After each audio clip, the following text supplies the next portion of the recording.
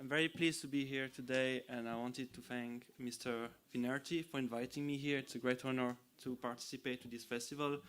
I had the chance to attend all the talks, and each one of them was very interesting and very insightful. And again, I'm very happy to be here and to participate to that. So today I'm going to talk about things that have already been discussed, but it could be, I hope I will bring some interesting insights of my own. And the talk will be on Kant, from Kant to transhumanism. So really the idea is to focus on human nature and how human nature has been conceived in modernity. All right. Okay, so that's the plan of the discussion. I hope you can see the slides. So basically, we'll start with a bit of a historical context. I think it would be useful. And then we'll get to discuss Kant himself and what I call the modern turn. And then we'll continue in our kind of historical journey. So with 19th century, we'll get to discuss the human and social sciences, and we'll end up with transhumanism. And so I am specialized. I specialized in studying Michel Foucault, who was an important thinker of the 20th century, and so my insights are based on his own insights. So you can see the two books that I'm using here, Introduction to Kant's Anthropology and The Order of Things. All right, so let's start with a bit of historical context, first of all. So you can see here that I put two pictures. The one on the left you should recognize, I think, quite easily. It's Adam and Eve in the Garden of Eden. So it's an important story, of course, that you can find in the book of Genesis at the start of the Bible. And that's one that has reshaped Western culture, as you know, and the way Western culture has conceived human nature. So on this picture, you can see that you have also the serpent and the fruit from the tree of the knowledge of good that Adam and Eve are not. They end up eating it, as you know, and that's the first sin. That's the first transgression in the history of humanity. And the picture on the right, you might recognize it as well, for those who are familiar with the myth of Prometheus. Oh, sorry, it's a bit... So Prometheus is a very interesting Greek myth. So Prometheus is this titan who brought fire from the heavens.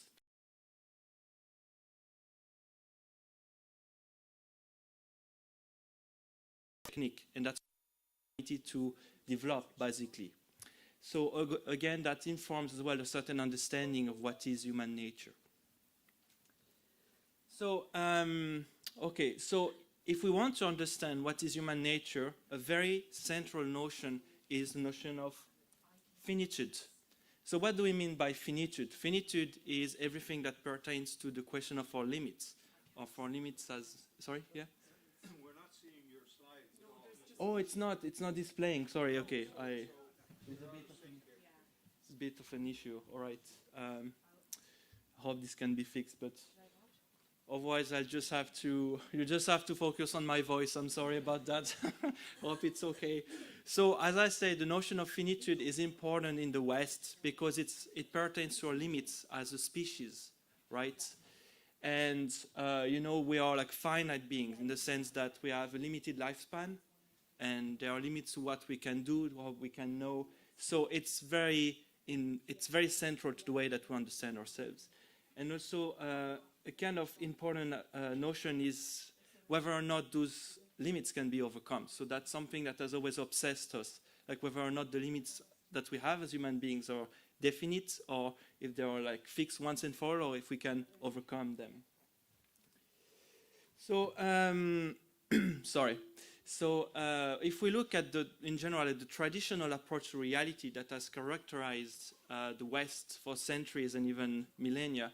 So if you look, for example, at the Greek and Roman, a very fixed understanding of what is the cosmos. So fixed in the sense that, like the universe has an order, it's organized in a certain way once and for all. So the Greeks took the cosmos as a given. It has always been there, will always be there. They didn't even question the origins of the cosmos. They took it as granted. And the human beings occupy a specific place within this order, right? Every being has and occupies a specific place. And we are no exception to that. And for the Christian, it's a bit different in the sense that, God is at the origin of the universe, created the universe. But again, for the Christian, the universe is the perfect product of a perfect being. So you have something perfect that doesn't need change in its creation. They disobeyed God's clear order to not do that. And therefore, it's a challenge to God himself and to the way he has ordered things. And Prometheus, it's very interesting as well, because Prometheus, what he does is that he steals, in order to bring fire to the humanity, he has to steal it to the gods. And again, that's transgression. He's not supposed to do that. And therefore, who are familiar with the story of Prometheus, he gets punished. He gets a kind of horrible punishment. He gets chained on a rock in the Caucasus, and you have this eagle coming every day to eat his liver. I mean, something quite pretty, right? But anyway, and human beings get punished as well, because it's not something that was supposed to happen. So again, you have this idea of transgression, what the Greeks called hubris. And in Christianity, you have the notion of sin, right? Okay, so in the human case, now if you look at the condition of humanity, of course, the one important thing is that we are organic beings. That is to say, we are a part of this world, and like the other animal and plants, we have a limited lifespan, right? We share a life of growth, nutrition, reproduction, all those functions. And also we are so prone to disease, we end up dying. So that's one aspect of human life. But on the other side, it's something that the ancients had put a lot of emphasis on. You have decided that there's something more to human life than just this organic aspect, right? We are conscious beings, we are self-conscious beings, we have a certain understanding of who we are and our place in the universe. And also we are moral beings. Morality is very important in the human species, and this idea of judging every action in terms of good and bad, something that you don't find among other animals and creatures on Earth. So of course you have decided that there's something that makes human beings special and different from the rest. And therefore you had this kind of belief ingrained that there must be some kind of superior order that transcends material reality, material life. And if you look at the Greeks, so Plato had this idea of had this concept of the ideas, the world of ideas. The ideas being this kind of transcendental organizing principles. And for the Christians, it's of course God. God is above and beyond everything, and is the one who organizes this reality in which we live. Okay, and now what I want to bring you to an understanding of is that these two aspects that I just mentioned, so the material, organic aspect of human life and the kind of spiritual elements, well, there seems to be a kind of tension or dichotomy between the two. It's not always easy to reconcile to this understanding of human nature in terms of what organizes it from a material perspective, and then decided that there's something more. Like, this belief in the soul, for example, right? The human being a composite between a body and a soul.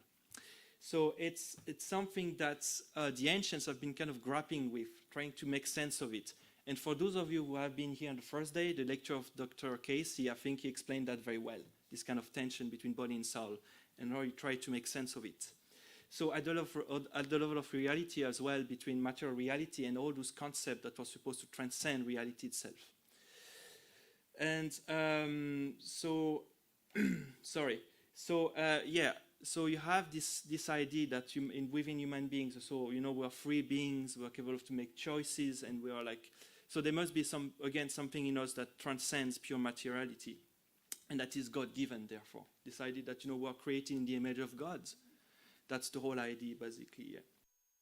So I just wanted to paint this little picture so I can bring you to Kant and trying to explain, to show you how Kant kind of is kind of disruptive in the sense that he kind of breaks away from this understanding of the human.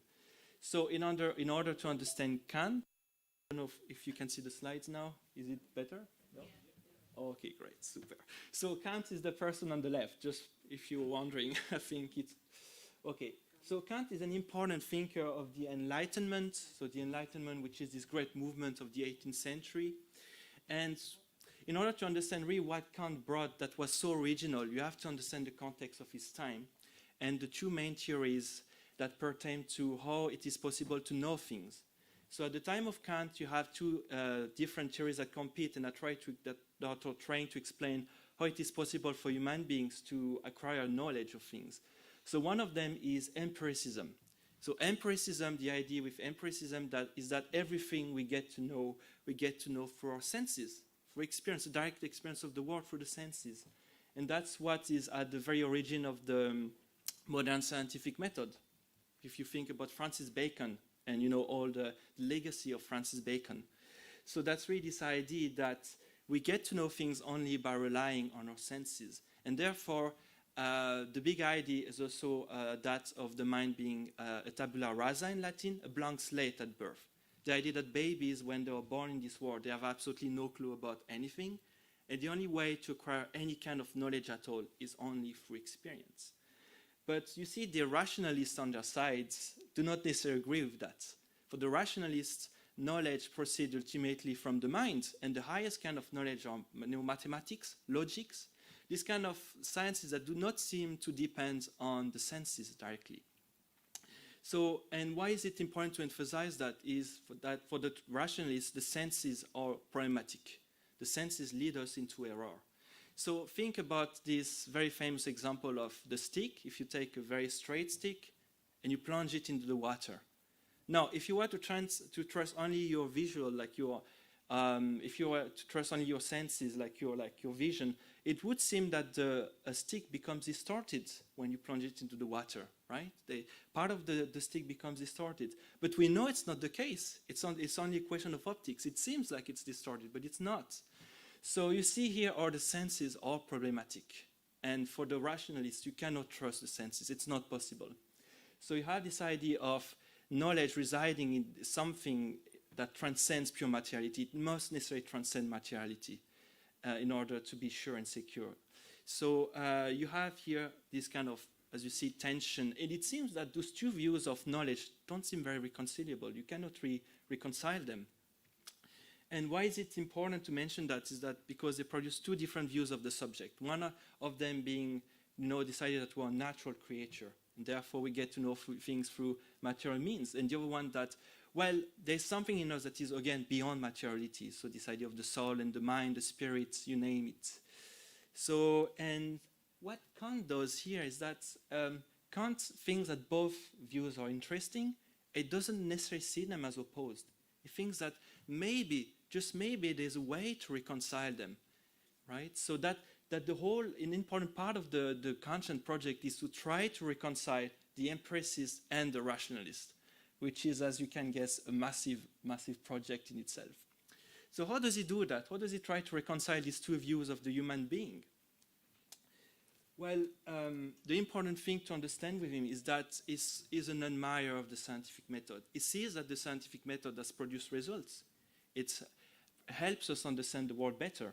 So in this sense, he thinks that, in line with the empiricist, he thinks that the only way to reproduce knowledge that is secure is to rely somehow on the senses. You cannot just bypass, if you want, sense experience. It doesn't work that way. So an important consequence of that is that until Kant, you had an important domain of philosophy called metaphysics. And what metaphysics does is that it tries to investigate the very structures of reality that is, again, beyond materiality.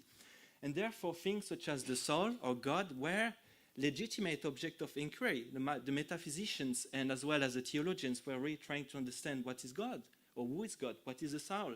Is it possible to know such things? And what Kant says is that it's not. You cannot know whether there is a God. You cannot know whether there is a soul. It's beyond what can be known by human reason. So it sends all those investigations to the domain of pure speculation, which is to say that you can speculate as much as you want about the nature of God and the soul. You will never be able to know what it is. But again, we should be careful here, not to say that Kant is throwing away this idea of God and the soul. That's not what he's doing.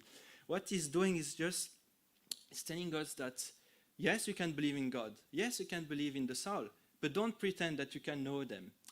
And it's important nonetheless to preserve a space for faith and hope, because Kant understands what he's doing, that it has consequences.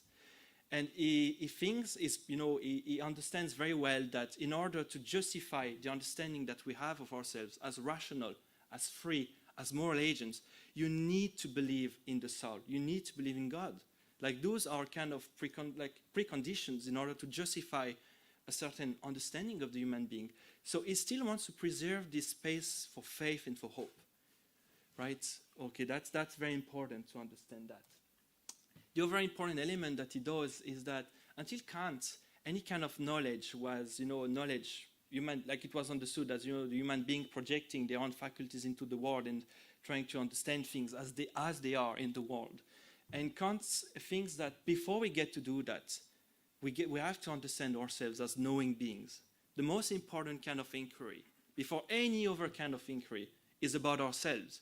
We are the most important object of inquiry, because it's only through our cognitive and intellectual and sensitive faculties that we get to know the world. So you have a kind of turn, you have a kind of inward turn towards the self, and it initiates a new kind of study, kind of movement into studying the human being, right? As this being who is capable of producing a knowledge of things. So, and to use a formula by Michel Foucault, so he talks about an empirical transcendental doublet. So that's how Kant tries to reconcile the empirical dimension and the transcendental dimension of the human being into one single conceptual object. So the idea of to say, okay, there are transcendental dimensions in us, so that's, the cognitive capacities, the fact that we are kind of beyond materiality in the way we try to apprehend it, and the material aspect of human reality. So that's kind of Kant's enterprise in a nutshell. So now, it's important, for those of you who are familiar with Kant's, the three important questions that structures Kant's enterprise are: what can I know, what ought I to do, and what can I hope for? And those three questions are really important because they help us understand the source, the scope, and the limits of human inquiry, of anything that is possible to know and to do as human beings. And to this question, he will add the fourth one, even more important, which is, in German, it's was ist der Mensch? What is man? Because only if you can reply to this question will you be able to reply to the three previous questions. So you see here, again, how you have this kind of inward turn. You have to understand who we are as human beings before we can figure out the rest. So in Kant, so therefore, to make a quick summary of what we said now, you have at the same time an acknowledgement of human finitude. He traces a clear line of what can be known. He says, okay, there are certain limits to what can be known. So that's one aspect. But the other one is that this fact that we have a very limited capacity for knowledge shouldn't condemn us to inaction. On the contrary, again, we're free, rational, moral agents. And that should encourage us to action, to act in the world, to be what he calls a Weltbürger, a citizen of the world. So, and that's basically the project of the Enlightenment. So the idea of making us more autonomous in the way we act, the way we think in the world, to make us more responsible. But as a consequence, that's very important, it's starting to challenge all structures, all beliefs, all hierarchies. This idea of, on the individual taking charge of himself, basically. And that's something at the heart of the Enlightenment. All right, okay, so now that we discussed Kant, I think we can get to the next part of the presentation, which is on 19th century science and Friedrich Nietzsche. Again, Nietzsche has been discussed already in this festival, so probably have already a fairly good idea of what Nietzsche is doing. But you can see the picture on the left is related, of course, to the evolutionary theory, right? Darwin and evolution theory. And on the picture on the right is Nietzsche's Übermensch. So we're going to discuss that in a minute. It's a very important concept in Nietzsche, the Übermensch, the overman or the superman. So when you think about 19th century, the development of science, of course you will think about Darwin, very important figure, right? Darwin and the fact that Darwin initiates a completely new way of looking at the living world. And also we can think about modern physics, the development of modern physics. And what they do, all those modern scientific disciplines, is that they challenge the traditionally fixed view of the cosmos that was prevalent until then. So what they tell us is that the cosmos is not fixed, is not something, ordered, but something in state of constant change and evolution. It's the same for life. This idea that, animals, plants have not always been what they are. It's, again, in the constant state of change. And so therefore things, with the development of the natural sciences, things start to be explained according to their own laws. And therefore, like God becomes less and less invoked as the source of things, right? Because if things can be explained according to their own dynamic, then in a sense it seems like you don't need God anymore to explain things, in order to make sense of things. So it's one of the big consequences of the development of the modern sciences. And of course, the human beings are no exception to that. We are part of the natural world. So if you look at human beings from an evolutionary perspective, we share this kind of common ancestor, as you know, with the great apes. So this idea that human beings have not always been what they are now. They are in a state of constant change and evolution as well. And so that's one thing. And at the same time, societies themselves, the old structures, the old hierarchies, the old, what we call the ancien regime in history is, being overthrown. And you have society start to change dramatically in the 19th century. You have the revolution, the Industrial Revolution, of course.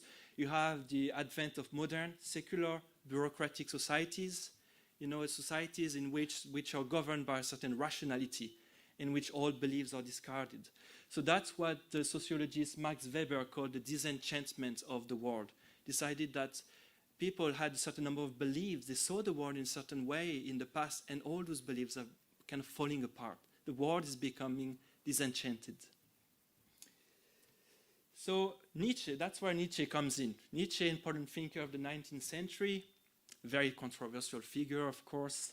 And what Nietzsche is doing is that he's really questioning traditional Christian values, such as, the belief in God, the belief in the soul.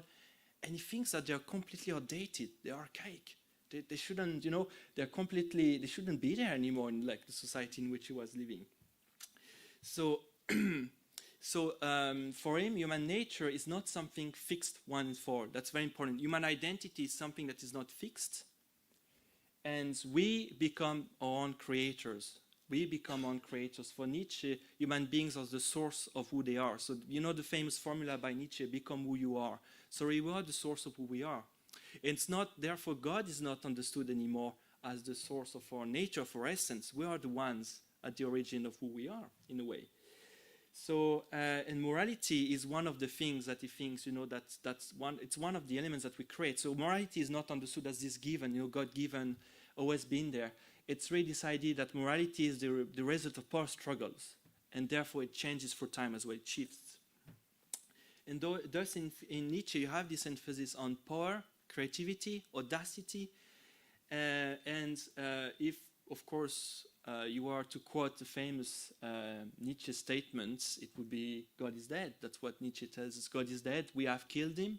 And what it means very simply is, of course, we shouldn't take in the first degree. It's much more subtle than that. It's more about how all beliefs, again, all values have been completely destroyed, they lost all their worth in a way, all their values. And therefore it creates a void, if you want. At the heart of the Western culture, you have a void that must be filled somehow. And that's where this idea of the Übermensch kicks in. If there's no God, should we not become God ourselves to fill the void? Because someone has to do that, right? So it's, you have this, of course, very famous quotation by Nietzsche, who tells us that man is a rope fastened between the beast and the overman. And here you see the influence of Darwinism. So this idea that, we come from the beast, so evolution, and then the next stage, obviously, is the stage of the Übermensch, of the person who is able entirely to create their own values, who do not depend anymore on old beliefs, old creed, and who is capable to taking charge their own destiny by themselves. So that's the Übermensch, because it takes a lot of strength to do that. And therefore, in such a world in which God is not relevant anymore, well, the very notion of transgression doesn't make sense as well. Overcoming one's limits is not a transgression. It's a natural way of, it's a natural proceeding of things. It's always in a state of change, of evolution. And therefore, the very notion of transgression disappears. Okay, so now that we discussed Nietzsche, 19th century sciences, we're going to go more into the 20th century. Foucault, so again, for those of you who might be familiar with him, is an important thinker and historian of ideas. And what interests me is the treatment that Foucault makes of the human and social sciences as this product of modernity that yields a very peculiar understanding of what is human nature. So the analysis that I'm taking is from The Order of Things. So that's a book that I studied for my master's thesis. And it's a very interesting book as someone who has a background in the social sciences, because it made me reflect a lot about what are the social sciences, what are they, and what are they trying to achieve, like what's the point of them, right? So, what the human social sciences are for Foucault is that they are, again, they are a product of modernity that stem from Kant's question, what is man? So here again, we come back to Kant. Because, you know, this kind of inward turn that I was telling you about, trying to understand human nature, that's what kicks in that's what kicks in the birth of the human and social sciences as this kind of, if you want, those disciplines that are specialized very specifically on the human being in what makes us unique as beings. So basically, human being as this speaking being, as this, you know, productive, thinking, desiring being who is part of a community and has a specific relationship to time. And here you have a development of a certain number of disciplines who deal with that. So think about sociology, think about psychology, history, think about ethnology, think about linguistics, or economics. All those disciplines develop in order to understand all those aspects of human life. But you see, there is a big issue with the human and social sciences. It's very important to understand that if we want to understand how human, like our conception of human nature has evolved in modernity. So this issue is that they are trying to produce a very specific understanding of what is human nature, but they hurt themselves to a certain number of disciplines. So the natural sciences were already on their sides, producing a certain vision of human nature. So think about biology and the picture that biology is, you know, the picture of humankind, of human nature that biology is drawing. So as a being, we're subject to a certain number of biological laws. And think as well about physics, physical laws. So, you know, like this idea of human individuals and of beings being determined by a certain number of physical and biological laws. So the problem is that you have that vision of human nature, and the thing is that the natural sciences are much more successful than the human and natural social sciences in the way they produce knowledge. Again, there is a long tradition since Bacon and that produce results.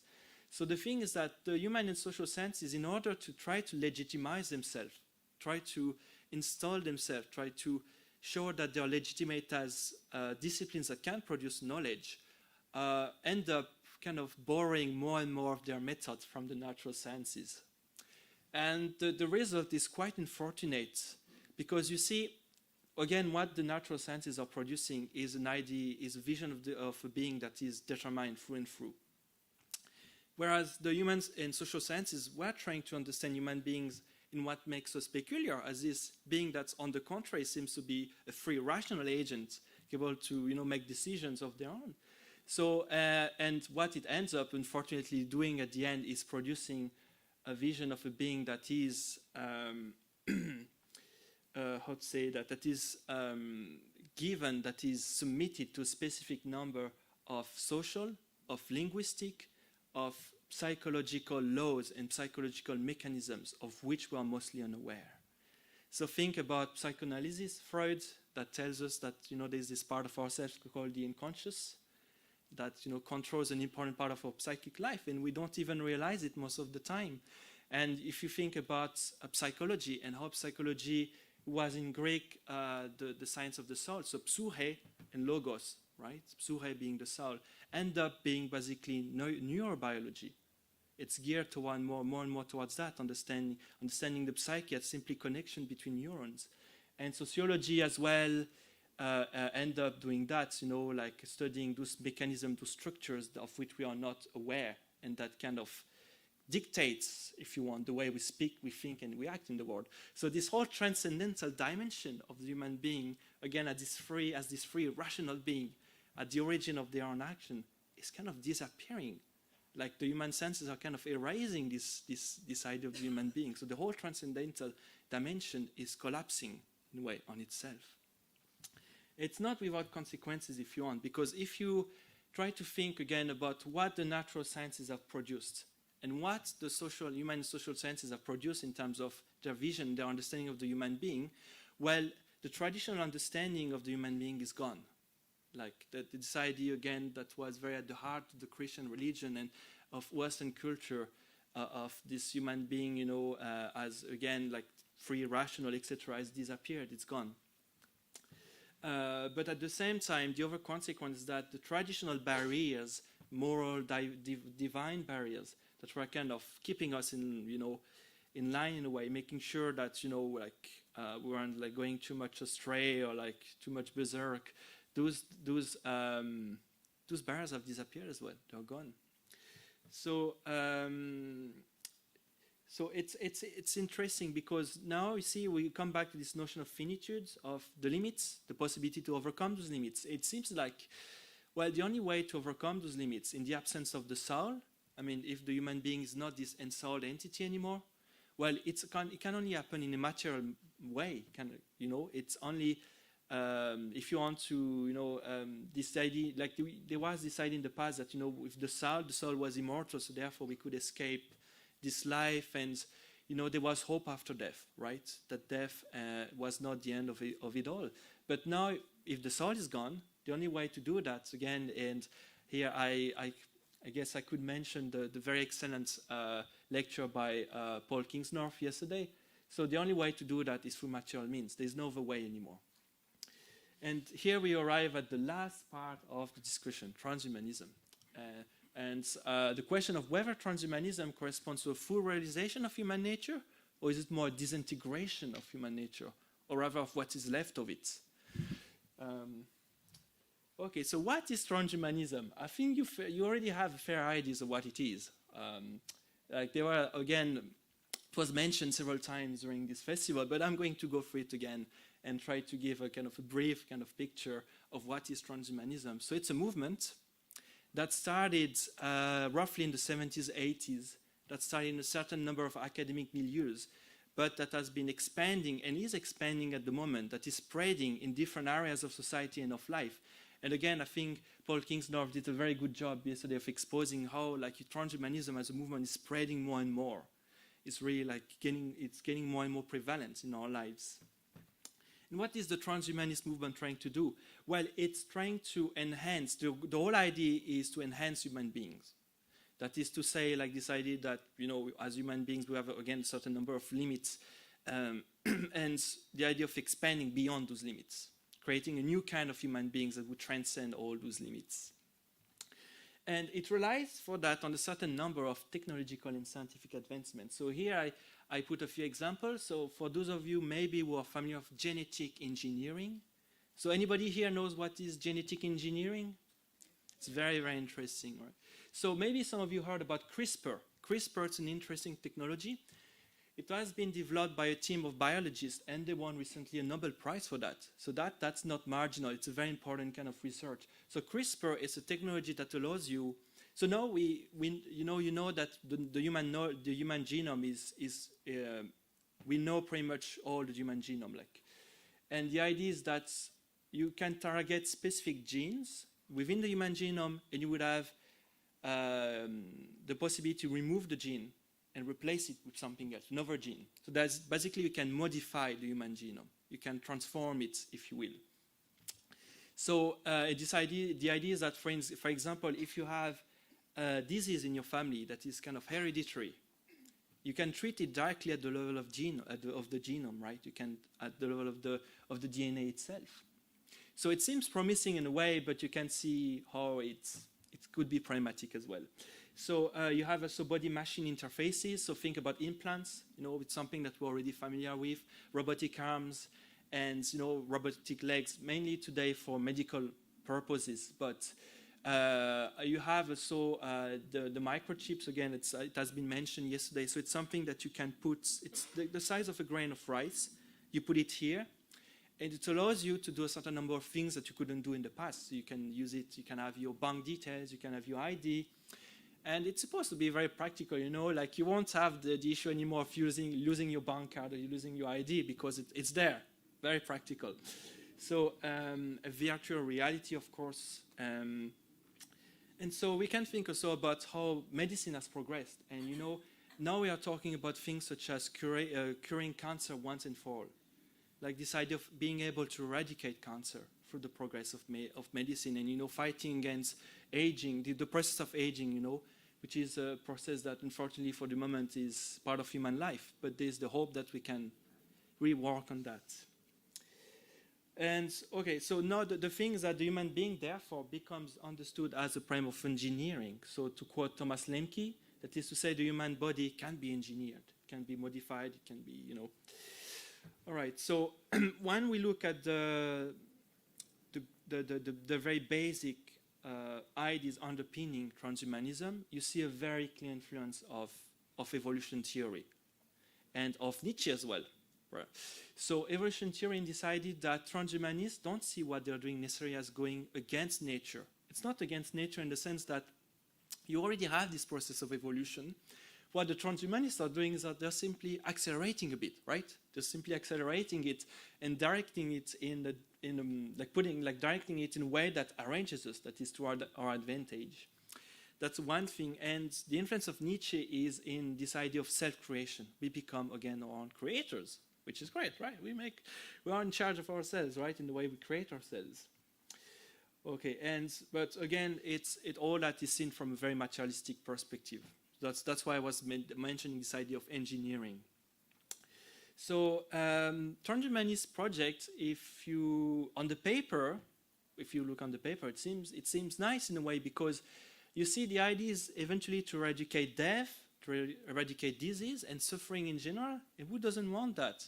You know, who doesn't like? Who likes suffering? I mean, so that's right. That this part of the transhumanist project is kind of noble in itself. You know, it's laudable, but there are obviously issues, and that's something that needs to be mentioned. There are clear issues with transhumanism, and moral issues as it is. And the very important question that we should ask ourselves here is that: can we play with the human body? Can we do what we want with the human body without any consequences? And that's a very important question. Like, are there limits to what we can do with ourselves? And think, as well, for instance, about genetic selection, genetic engineering, and how it creates a new form of eugenics. The idea being to produce new kind of individuals, healthier, this idea of stronger, smarter, healthier, better individuals.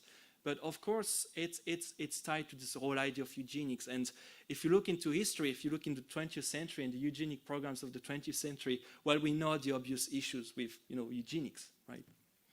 So another important element is that if you look about the way human beings were understood, for instance, in Christianity, decided that we all have a human soul, and that, we all are different. We all have different mental and physical abilities. But in Christianity, the very fact that we had all a soul that was directly endowed by God made us all equals in the eyes of God, right?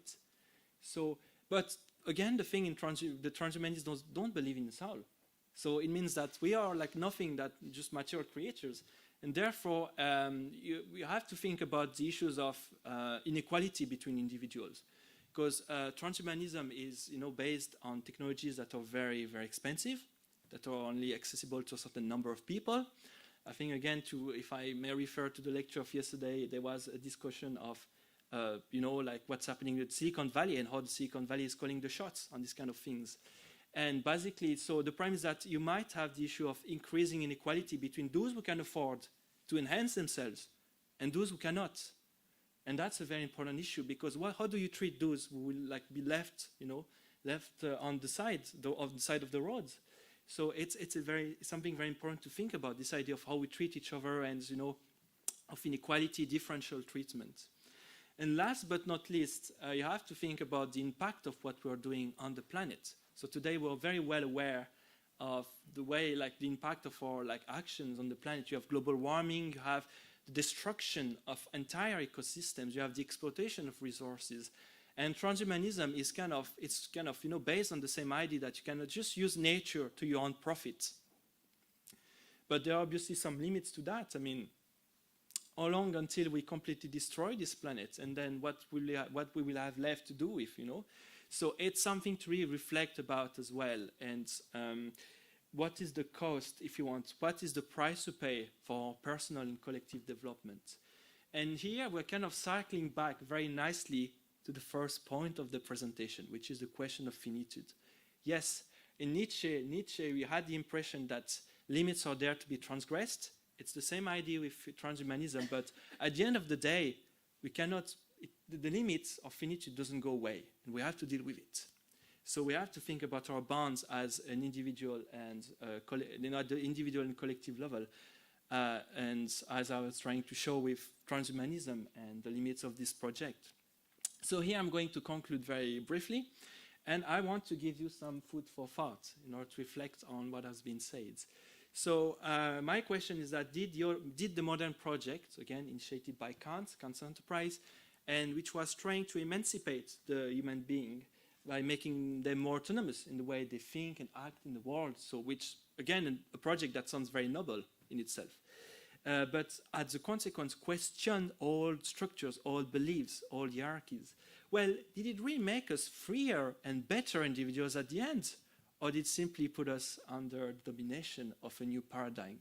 So, think about this kind of rational, bureaucratic, again, society in which we are today, and, like submitted to the reign of calculus. Where is the human being in that? If more and more controlled by machines, where is our place in such a world? So that's something to think about. So of course here we would have to reflect in terms of human dignity. It's a notion that has always been at the core of the way we see ourselves as human beings in the West. And it's very important to see whatever happens, it's always important to reflect about how we treat each other as human beings. And what is the worth of what is our worth as human beings, right? So that's something that I will leave you with, and I hope you enjoy this talk. Thank you very much.